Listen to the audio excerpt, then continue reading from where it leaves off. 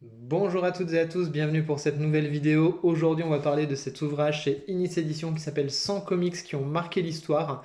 Cette vidéo sera également la première d'une série de vidéos qui seront faites pour découvrir les comics, par où attaquer les comics. Donc ce sera un petit peu l'épisode 0, quelque chose que je n'ai pas pu faire sur mon ancienne chaîne qui a été strike à 1000 abonnés. Donc un peu dégoûté, mais bon, ça va me permettre de reprendre des choses que je n'avais pas pu faire sur l'ancienne et puis je m'étais laissé un peu emporter. Donc aujourd'hui, on parle de cet ouvrage-là. Donc c'est un beau petit bébé, un beau pavé comme ils savent bien faire chez Inis, sous forme un petit peu d'encyclopédie. Et donc on va retrouver une sélection de 100 comics qui ont marqué l'histoire. Donc ça va être assez sympa. Je vais vous montrer tout de suite l'intérieur. C'est fait par ordre chronologique, donc c'est plutôt sympa. On va commencer dans les années 60 et ils vont comme ça dérouler tout le long de l'ouvrage 100 comics, voilà, qu'on pourrait dire culte entre guillemets, hein. Et à chaque fois, vous allez avoir 2 pages pleines pour parler du comics, avec un texte qui est plutôt, ma foi, de qualité, des petits repères sur les dates de sortie, sur les auteurs, et de l'illustration plutôt quali. Donc vous allez avoir comme ça la part belle qui va être faite à des comics vraiment très cultes pour moi, pour ma part, des récits vraiment anthologiques auxquels il ne faut pas passer à côté. Et c'est vrai que sur ce genre d'ouvrage, on peut toujours se dire oh, pourquoi ils ont mis ça, pourquoi ils n'ont pas mis ça, pourquoi il n'y a pas ce titre-là que moi j'adore et qui pourtant n'est pas dedans. Là, pour le coup, sur la salve des 100 titres, je trouve que c'est plutôt bien équilibré. Alors, avec quand même pas mal de choses qui sont sur plutôt les dernières décennies. Mais je vais vous montrer tout de suite le sommaire parce que c'est quand même plutôt pas mal du tout. Je trouve qu'il y a un bon équilibre. Alors, si je le retrouve, parce que vous savez que les vidéos sont toujours extrêmement bien préparées.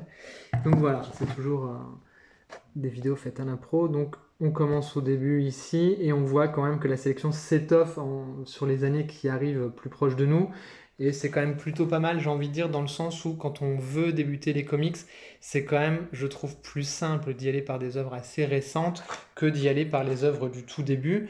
Parce qu'effectivement, au tout début, il y avait des techniques de dessin qui étaient autres et qui étaient différentes. Et pour un œil qui est moins aguerri, c'est plus difficile de se lancer. Alors attention, c'est pas un reproche sur la qualité du dessin, hein. Attention, c'est vraiment, mais moi qui suis gros lecteur de comics, les œuvres des années 50, des années 60, j'ai mon œil qui a toujours plus de mal à y aller et j'ai plus de facilité à aller dans des œuvres plus récentes pour un confort de lecture tout simplement. Ce qui est intéressant également qu'on peut voir, c'est qu'il n'y a pas que du comics de super-héros, il n'y a pas que les hommes en slip qui sont représentés, ni les femmes en slip d'ailleurs. On va avoir du Black Hole, on va avoir de l'art invisible. Chose très sympa, il va y avoir également le Moss de Spiegelman.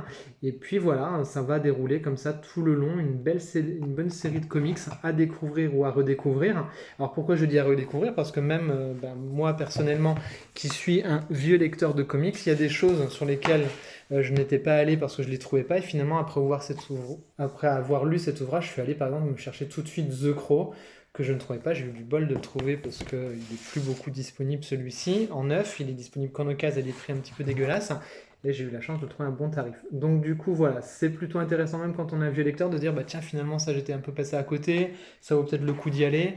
Ou quand on est un jeune lecteur ou un nouveau lecteur dans l'entrée des comics, bah, ça permet peut-être de se faire petite première wishlist comme ça de titres qu'on aimerait découvrir. Alors il y a du Sin City, il y a du V pour Vendetta. Là, regardez, c'est ce que je vous disais, hein, il y a vraiment de la vraie BD comics américaine indé, du Ghost World. Effectivement, c'est une très bonne porte d'entrée Ghost World. Black Hole, je vous l'ai déjà montré. On va avoir forcément des récits cultes comme Preacher. Donc, vous voyez, toujours très très bien fourni en termes de texte, hein. C'est vraiment pertinent, l'analyse en plus qui est proposée à chaque fois, avec un rappel aussi quand il y a eu des adaptations en série ou en film, il y a toujours une petite iconographie où ça y fait un petit peu mention, et je trouve ça plutôt bien senti. Hop, vous voyez sur The Boys, on va voir la petite vignette aussi qui reprend la série télé, parce que effectivement, on le sait, le médium série télé ou cinéma sont des bons vecteurs pour faire venir les nouveaux lecteurs dans le monde des comics. Donc voilà, c'est chez Inis Éditions, ça vaut 35 euros, c'est un beau bébé, c'est une belle idée cadeau aussi, je trouve. Et c'est une belle première porte d'entrée quand on veut commencer les comics, parce que moi je suis un vieux, hein, vous le savez, et j'aime bien avoir des ouvrages de référence sur lesquels m'appuyer pour après noter les petits trucs, faire mes différentes wishlists. Donc voilà, je pense que voilà, on est sur l'épisode 0 de ces vidéos-là, et on commence par une espèce de petite bible, petite encyclopédie, un petit point de repère, une porte d'entrée plutôt intéressante, pour aller lire des comics parce que c'est bien ça qui nous intéresse. Voilà, la vidéo est terminée, j'espère qu'elle vous a plu. Si vous avez apprécié, vous pouvez soutenir la chaîne parce que je repars de zéro, donc des petits pouces, des petits commentaires, des petits likes, des partages. Ça permet de favoriser un petit peu l'algo, parce que je vous cache pas que c'est difficile le début, après une chaîne qui avait 3 ans et pas mal de vidéos qui avaient fait un petit carton. Donc voilà, si vous voulez soutenir, vous le faites, c'est vraiment très appréciable. Si vous voulez pas, vous faites bien ce que vous voulez. Soyez libre, à très vite, bisous.